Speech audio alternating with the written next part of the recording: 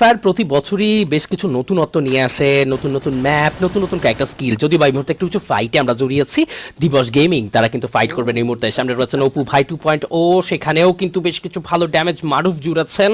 মারুফ তিনি তার আসলে কর্ডের ড্যামেজগুলো যেন একদম কাঁটার মতো বিধিয়ে দিয়েছেন দিবস গেমিংদের তরফ থেকে খেলা টেনিসনকে উদ্দেশ্য করে, এবং নক নিয়ে ফিনিশও করলেন। সিয়াম ভাই বলবো যে হ্যাঁ, গতদিন কিন্তু আমরা মজা খুনসুটিতে মেতেছিলাম সিয়াম ভাইকে নিয়ে, যে তিনি কি no way! No chance! Scroll Gaming has been wiped out by Rocksman Gaming!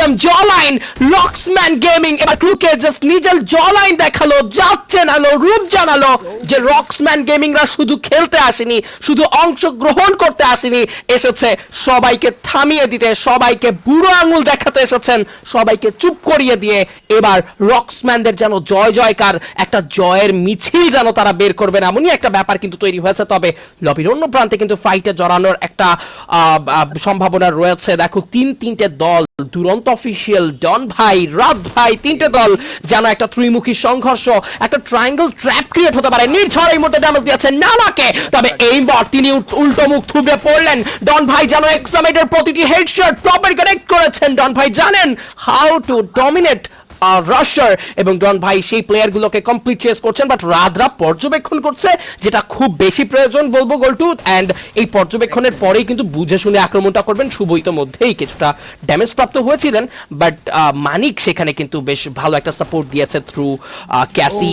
Fight চলবে, ডন ওয়াইপ আউট হবে, ফ্লিকার লং থেকে ক্লোজিং করেছেন, শর্ট এন্টার করেছেন, আবারও শুভ এন্টার করবেন। এবার দুটো দলকে ধস নামিয়ে দেওয়ার চেষ্টা, এবং সেখানে ডন ভাইদের অবস্থাও খুব একটা ভালো নয়। শাফলিনও কিন্তু এর মধ্যে হয়ে থাকবেন, মানিককে বাঁচানোর জন্য চেষ্টা থাকবে, শুভকেও বাঁচানোর চেষ্টা, এবং দুটো দল এখান থেকে হয়ে গেছে বিদায়। স্টুডিও এখান থেকেই তো বেশ বড় বড় সিনেমাগুলো রিলিজ হয়, এখানেই তো প্রডিউস করা হয় ডিফারেন্ট মুভিজ। অ্যান্ড আরো একটা মুভি আমরা দেখেছি, বাংলাদেশ টপ 1 খ্যাত রাত ভাই ওয়াইটিদের কাছ থেকে। গোল টু এক্সাইটিং লেভেল বেড়ে গিয়েছে প্রথম ম্যাচ থেকেই, অনেক বেশি বেড়ে গেছে। তবে এই মুহূর্তে দুটো টিমকে বিদায় দিতে হচ্ছে ব্যাক টু ব্যাক। দুরন্ত অফিশিয়াল, ডন ভাই এন্ট্রির সাথে স্টার্টিং এ বিদায় নিয়েছিল কুল গেমিং। লাস্ট 9 টিম লং থেকে প্রেসারের জন্য এগিয়ে যাচ্ছে বানে 444। আজকে দিনে কনসিস্টেন্সি ধরে রাখতে হবে, স্ট্যান্ডিংকে নিজেদেরকে আরো বেশি করে নিয়ে আসতে হবে। যদিও যারা গেমিং থাকছেন তাদের অপোনেন্ট হিসেবে ও ওয়াও, রাফিম ভালো একটা হেডশট ছিল, ডাউন করেছেন জারাকে। তবে অন্যদিকে তাসিনাক্স তিনি তার পজিশন চেঞ্জ করে ফেলবেন খুবই দ্রুত। তিনি ভালো করেই জানেন কোনো প্রকার রিস্ক নেওয়া যাবে না। লং এ থেকে রায়হান তিনিও কিন্তু ফাহিমের দিকে এগিয়ে গিয়েছেন। তবে বানি 444 কে যেমন ডাউন দিয়েছেন, সেইভাবে রায়হানকেও যদি ডাউন দিতে পারেন ফাহিম, তবে সিচুয়েশনটা তার কন্ট্রোলেই থাকবেন। এখন পর্যন্ত ক্লিয়ার নয় যারা গেমিং অ্যাকচুয়াল তারা সেপারেট হয়ে স্প্লিট হয়ে কতটা বেনিফিট সেই জায়গা থেকে বের করতে পারছেন। ওকে, রায়হানের দিকে দুটো প্লেয়ারের এগিয়ে যাওয়া। ও ও ও ওকে, রায়হান ফারুককে দিবেন ডাউন, তবে তার দিকে আরো একটি প্লেয়ার ধেয়ে আসবেন। এবার ফাহিম এক্স তা যদি তাকেও ডাউনটা দিতে পারে, তবেই বেঁচে থাকার সম্ভাবনা রয়েছে। Oh wow, Raihan another shot, but right now Raihan ব্যাটলের জন্য নয়, এবার তিনি ব্যান্ডিং মেশিনে যাবেন নিজের টিমের একটি প্লেয়ারকে রিকল দেওয়ার জন্য। তিনি ভালো করেই জানেন এই মুহূর্তে তার একা সার্ভাইভ করা এই লবিতে ঠিক কতটা কঠিন, আর একটি প্লেয়ারকে রিকল করে সিচুয়েশনটা অন্তত একটা সেফ জোনে নিয়ে এসেছেন তিনি। বলতে হবে সত্যি আসলে ভালো কিছু ব্যাপার কিন্তু এই মুহূর্তে দেখা যাচ্ছে তাদের কাছ থেকে। অ্যান্ড একেএম মিরাজ গেমিং গতদিনের পারফরমেন্স সত্যি কিন্তু বলবো যে অসাধারণ ছিল, খুবই ভালো পারফর্ম তারা করেছেন। সামটাইম কিছু স্ট্রাগল করতে দেখা গিয়েছিল, বাট তারা কিন্তু বুঝতে পেরেছেন যে কোন জায়গাগুলোতে প্রবলেম, তারা পয়েন্ট আউট করেছেন, এবং রিকভার করার যে চেষ্টাটা সেটাও কিন্তু তারা ফুললি ট্রাই করেছে, এবং সাকসেসও পেয়েছে অনেকাংশে। ইটস কাব্য এবারের আসরে ইটস কাব্যদের লাইন আপে কিন্তু এসেছে বিরাট পরিবর্তন, যেখানে আসলে বিগত আসরে তারা রানার আপ হয়েছিলেন, দেখিয়েছিলেন আসলে ওভারকাম কিভাবে করতে হয়।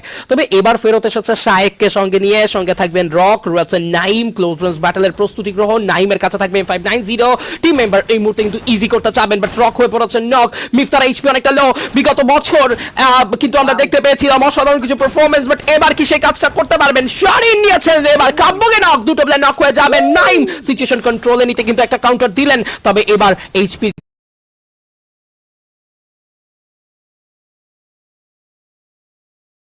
ঘাটতি হতে হবে, নাইমকেও কিন্তু বুঝতে হবে। নাইম বুঝতে ওঠার আগেই কিন্তু শারিন কাজের কাজটা ঘটালেন।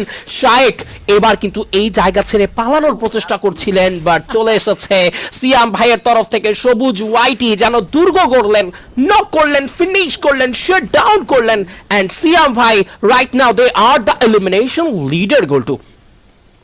Elimination leader, table top elimination পয়েন্টের সাথে রাজত্ব করাটা আমার মনে হয় তাদের কনফিডেন্টের আরো একটা রিপ্রেজেন্টেটিভ সিনারিও। তবে গাইস, সিয়াম ভাই প্রিভিয়াস ডেতেও যথেষ্ট কনসিস্টেন্ট পারফর্ম করেছে এবং খুবই অনেস্ট আমি বলবো যে লাইক ডমিনেট করেছে রকসম্যান এন্ড বাংলাদেশ টপ 1 প্রিভিয়াস ডেতে। তবে যে কনসিস্টেন্ট পারফরম্যান্সে আমি রাজত্ব করতে দেখেছি সিয়াম ভাইদের, সেটা কিন্তু এই ম্যাচেও তারা বরাদ্দ রাখতে চাইছেন। যদিও এই ম্যাচে কিছুটা অ্যাগ্রেসিভ তারা 7 এলিমিনেশন শুরুতেই, এবং এটা একটা বিগ পয়েন্ট মার্জিন তো যুক্ত করছেই। তবে অন্যদিকে রক্সম্যান এবার রয়েছেন ফ্রন্ট লাইনেই। আমরা আবার গ্রাউন্ড ধরে বানি ট্রিপল ফোরের একটি প্লেয়ারকে নিচে নামতে দেখেছিলাম, তবে তিনি আসলে এই জায়গাতে অবস্থান করতে চায় না, খুব সহজে দ্রুত এই জায়গা থেকে বের হয়ে যেতে চাইবেন। নিচে নেমেছেন Rafim, once again Tawhid versus Rafim, 1v1 battle, head to head battle. দুজন প্লেয়ার একই সাথে নিচে নেমে আসবেন, তাওহীদকে ডাউন করবেন নিজাদ, ওয়াহাব এন্ড আনসু ওয়াইটি। তিনজন সাপোর্টিভ প্লেয়ার এখনো সার্ভাইভ করছেন সেই জায়গায়। বলাটা এখনো বেশ মুশকিল যে রক্সম্যান গেমিং তারা অ্যাকচুয়ালি কি প্ল্যান বা কি স্ট্র্যাটেজি সাজিয়েছে। এবং জয়বার প্রিভিয়াস দিনে কিন্তু আমি লাইক বলবো যে প্রিভিয়াস ম্যাচ দিনেও কিন্তু আমরা মেনশন করেছিলাম যে রক্সম্যান গেমিং তারা এমন নয় যে পুরো ডমিনেট করে খেলছিল, তারা ব্যালেন্স করে খেলছিল। তারা নিজেদের এলিমিনেশন পয়েন্ট, তাদের পজিশন পয়েন্ট দুটোকে ম্যানেজ করে ব্যালেন্স করে যেভাবে পারফর্ম করেছে, ইটস ব্রিলিয়ান্ট। তবে অন্যদিকে জিডব্লিউ ভাই 2.0 এবার যেন ফ্রন্টে রয়েছেন সিয়াম ভাই আরো একবার। ব্যাটলটা শুরু হবেন বা রুফকে প্রথমেই তুলে নেবেন শারিন একসা। আবার তার জায়গা থেকে শারিনের গর্জনটা দেখাচ্ছেন মিফতা, যদিও এবার পাল্টা আঘাতটা ফেস করবেন। তবে আমার যথেষ্ট কনফিডেন্ট রয়েছে সিয়াম ভাইদের দিকে, বিকজ ম্যান পাওয়ার যেমন রয়েছে তেমন পুরোটা সিনারিও তাদের দখলেই মনে হচ্ছিল। ওপো ভাইরা খানিকটা ফরমেশন মেইনটেইন করে খেলছে, সো দ্যাটস ওয়াই পুরো একই সাথে রাশ দেওয়াটা তাদের পক্ষে কিছুটা কঠিন হবে।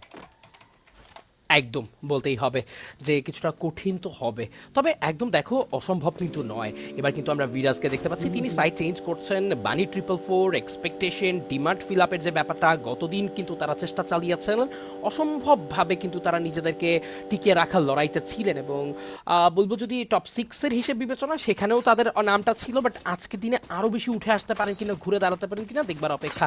AKM মিরাজ লাইন আপ যেভাবে সাজিয়েছেন, তুসিন রোমানদের মতো প্লেয়ারদেরকে যখন দলে ভিড়িয়েছেন তখন একটা ব্যাপার কিন্তু আসলে তারা পুরো কমিউনিটিকেই জানিয়েছেন। ওভারঅল ফ্রি ফায়ার অ্যাথলিট যিনি তার অ্যাকুরেসি, তার অ্যাকুরেট গেম প্লে সবকিছু মিলিয়ে তার কন্টেন্ট ক্রিয়েশনকে এক অন্য মাত্রায় নিয়ে গেছেন, তখন এই AKM মিরাজ তিনি হয়তোবা কপালে কোনো চিন্তার ভাঁজ ফেলবেন না, বাট হ্যাঁ চিনতে পারতে পারে এখন, কারণ ফ্লিকার উইথ শুভ সেখানে রয়েছে আউটস্ট্যান্ডিং লিডার টপ 1 মানিকের মতো সাপোর্টিভ রোল যখন একটা দলের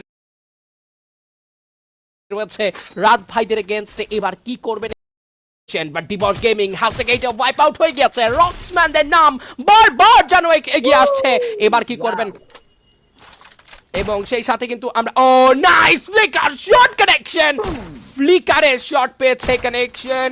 ফ্লিকার এবার হয়ে গিয়েছে নক, এবং নক নিয়েছেন এবং দূর থেকে আরো কিছু ড্যামেজ জুড়বেন। আনাদার নক, শুভ এন্টার করবেন, ক্লোজ রেঞ্জে ড্যামেজ দেবেন, যেন ছিন্ন বিচ্ছিন্ন করছেন সবাইকে।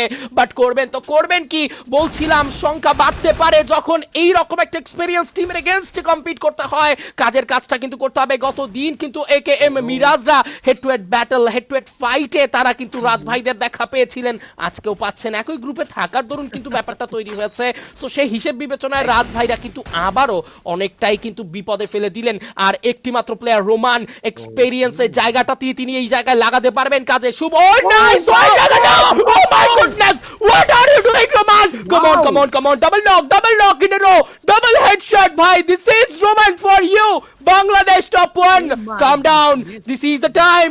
রোমান রিভাইভ করেছেন তুসিনকে, রোমান জানেন কি করতে হবে এই জায়গায়, কাজের কাজটা রোমান করার জন্য অপেক্ষমান।